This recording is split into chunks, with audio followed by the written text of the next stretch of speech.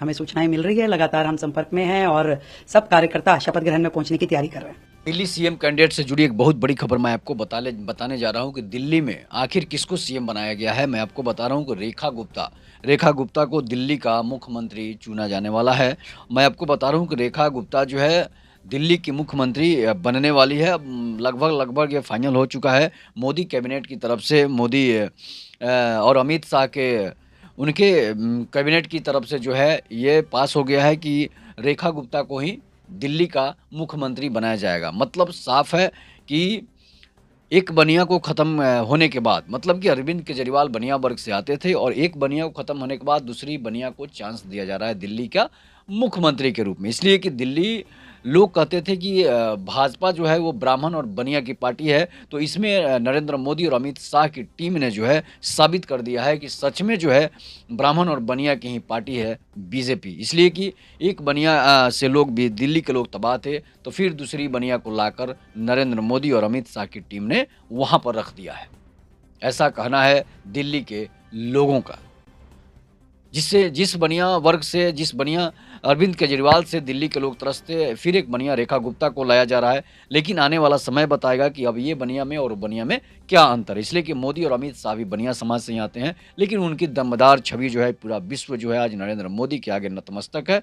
तो हो सकता है कि रेखा गुप्ता उसी की कैटेगरी में आ जाए, नरेंद्र मोदी की कैटेगरी में आ जाए। इसलिए कि महिला मुख्यमंत्री हैं, बीजेपी महिला मुख्यमंत्री बीजेपी ने प्रमोट किया है कि दिल्ली की मुख्यमंत्री कोई होगी तो महिला ही होगी। और शीला दीक्षित जिस तरह से कांग्रेस की महिला मुख्यमंत्री थी, तो उन्होंने भी 10 साल सरकार चलाए थे और अरविंद केजरीवाल जब आए तो वो भी 10 साल के सरकार चलाए। लेकिन इस बार जो है बीजेपी की प्रचंड जीत, बीजेपी की फुल बहुमत में दिल्ली में सरकार बनी है और दिल्ली में सरकार के बनने के बाद जो है दिल्ली की मुख्यमंत्री रेखा गुप्ता को चुन लिया गया है। मनोज तिवारी को लोग अंदाजा लगा रहे थे, प्रवेश वर्मा को लोग अंदाजा लगा रहे थे, लेकिन बिहार चुनाव को भी नज़रअंदाज करते हुए नरेंद्र मोदी ने और अमित शाह की टीम ने जो है वो रेखा गुप्ता को जो है मुख्यमंत्री बना रहा है। इसलिए कि बिहार में हालांकि बनिया टीम समाज का जो वोट होता है वो बीजेपी को ही जाता है, लेकिन बिहार चुनाव को देखते हुए नरेंद्र मोदी जी और अमित शाह की टीम को अगर मनोज तिवारी को बनाया जाता तो हो सकता है कि बिहार चुनाव पर कोई असर नहीं पड़ता और बिहार के ब्राह्मण और बनिया जो है बीजेपी को वोट देते हैं। लेकिन इस बार जो है बनिया को बनाया जा रहा है, वो बिहार के चुनाव में हो सकता है कुछ ब्राह्मण नाराज भी हो जाए, इसलिए कि ब्राह्मण चाहते थे कि मनोज तिवारी मुख्यमंत्री दिल्ली के बने। अब मैं आपको बता रहा हूं कि दिल्ली की मुख्यमंत्री जो बनी है रेखा गुप्ता, वो मूल रूप से हरियाणा की जींद की रहने वाली है, लेकिन उनके परिवार ने 2 साल की उम्र में ही दिल्ली का रुख कर दिया था। रेखा के पति मनीष गुप्ता एक कारोबारी हैं, वह निकुंज इंटरप्राइजेज के प्रोप्राइटर हैं। इसके अलावा वह लाइफ इंश्योरेंस कंपनी में भी काम करते हैं। वहीं रेखा गुप्ता के 2 बच्चे हैं, बेटी का नाम हर्षिता और बेटे का नाम निकुंज है। रेखा गुप्ता की संपत्ति का ब्यौरा विधानसभा के नामांकन के दौरान उनके द्वारा भरे गए हलफनामे से ली गई है, जिसमें रेखा गुप्ता की कुल संपत्ति 5.31 करोड़ मतलब 5 करोड़ प्लस हैं। वही रेखा गुप्ता पर लोन और अन्य देनदारियां 1.20 करोड़ 1 करोड़ से ज़्यादा है। रेखा गुप्ता की आय में वृद्धि लगातार देखी जा रही है। 2023-24 में उनकी आय 6.92 लाख रही है, वहीं 2023-22 में 4.87 लाख से रही है। उसके बाद 2021-22 में उनकी आय जो है 6.51 लाख थी, जबकि 2020 और 21 में यह 0.7 लाख रही।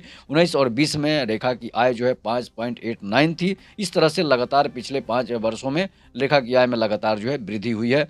मैं आपको बता रहा हूँ कि रेखा गुप्ता वकील भी रह चुकी हैं और रेखा गुप्ता जो है उन्होंने अपनी राजनीतिक करियर की शुरुआत जो है वो एबीवीपी से शुरू किया था, जिस समय अलका लंबा ने अपनी राजनीतिक करियर की शुरुआत की थी। पेशे से वकील भी है, डीयूएसयू की एक्स प्रेसिडेंट भी थी, कदावर नेता भी थी, जिसके बाद दिल्ली की मुख्यमंत्री रेखा गुप्ता को बनाया गया है। अब आने वाला समय बताएगा क्या रेखा गुप्ता जो है अपने कर्मों पर खरा उतरेगी या फिर जो है उन्हें फिर से फिसलना पड़ेगा। लेकिन मैं आपको बता रहा हूँ कि जो लोग कहते हैं कि ब्राह्मणवाद बीजेपी करती थी, अब वही बीजेपी बनियावाद कर रही है, ऐसा लोगों का कहना है, विपक्षी दलों का कहना है कि बीजेपी ब्राह्मणवाद से निकलकर बनियावाद में आकर अटक गई है। इस पर आप अपनी प्रतिक्रिया जरूर दीजिएगा। तब तक के नमस्कार, जय हिंद, जय भारत, जय श्री राम।